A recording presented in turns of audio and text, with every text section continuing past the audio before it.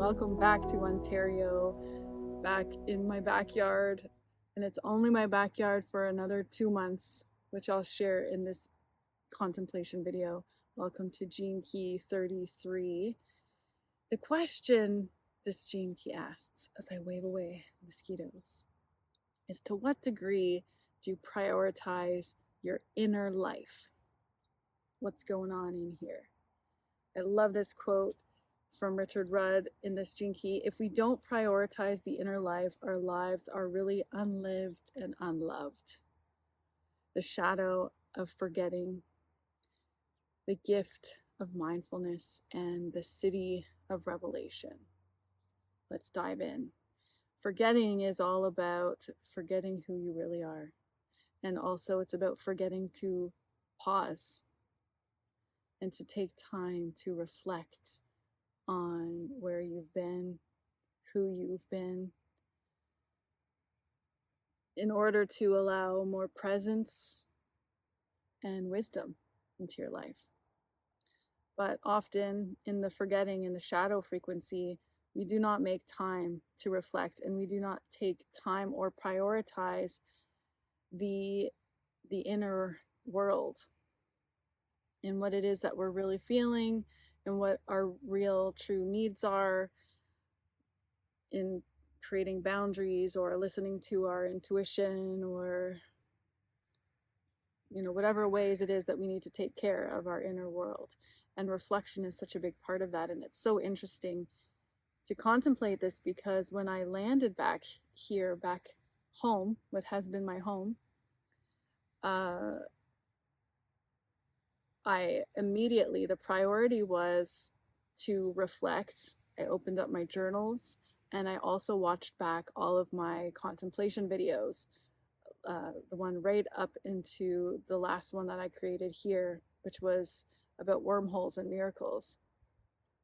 And it's been the most enriching journey to go back and look at what events were leading me to ultimately buy a new home with Tim on Vancouver Island. A dream that I did not know that was a dream that I had. But there it is. And that's the gift of mindfulness, is to pause, take those pauses, and to listen to myself, to my needs, reflect.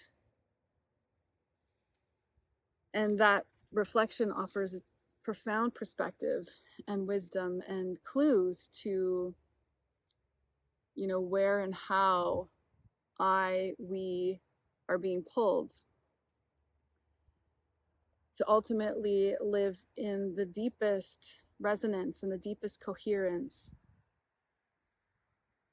possible, including with my outer environment and my inner environment.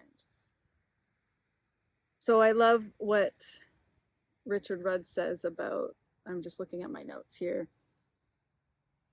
about mindfulness. He references mindfulness in terms of how the Buddhists see it, which is about, just bringing yourself into the moment and just observing without judgment what's going on inside you, what's going on around you, and really not having any judgment about that.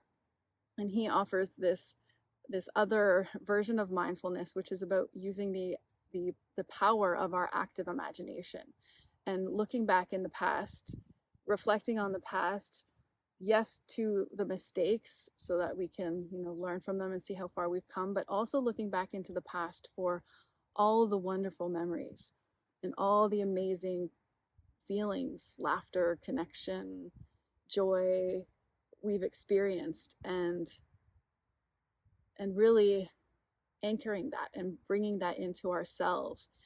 And this is really the power that we have as beings, is to understand that our vibrational frequency and what we got going on in our inner world, really tending to the inner garden by cultivating, beautiful memories and beautiful imprints in our cells.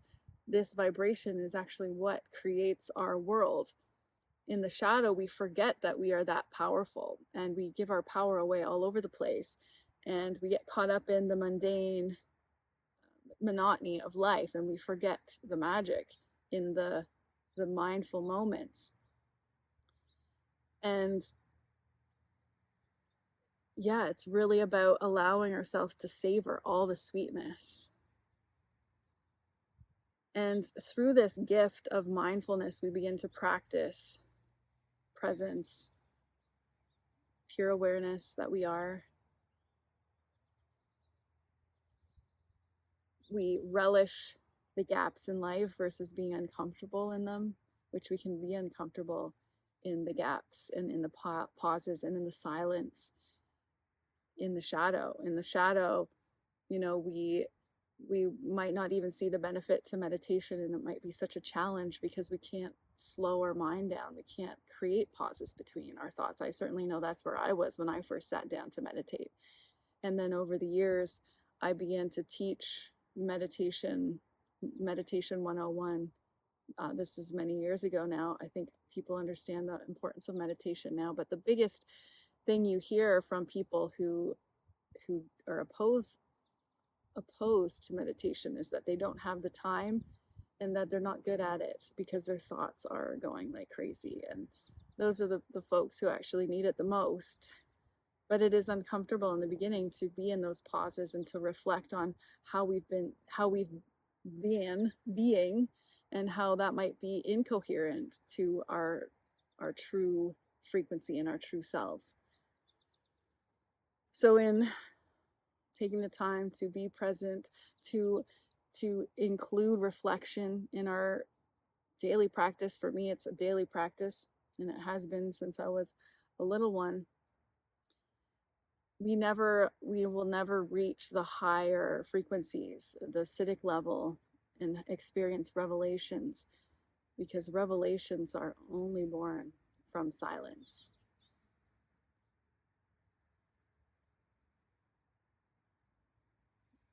And the revelations bring us to this greatest remembering that we are truly all connected, and that we are infinite, and that we no longer need to trust. There's no more doubt, because we have this remembrance of our true powerful nature that is unwavering.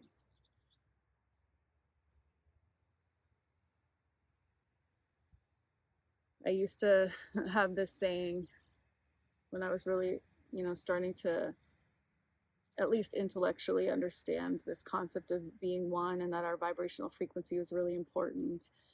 And this idea of our frequency.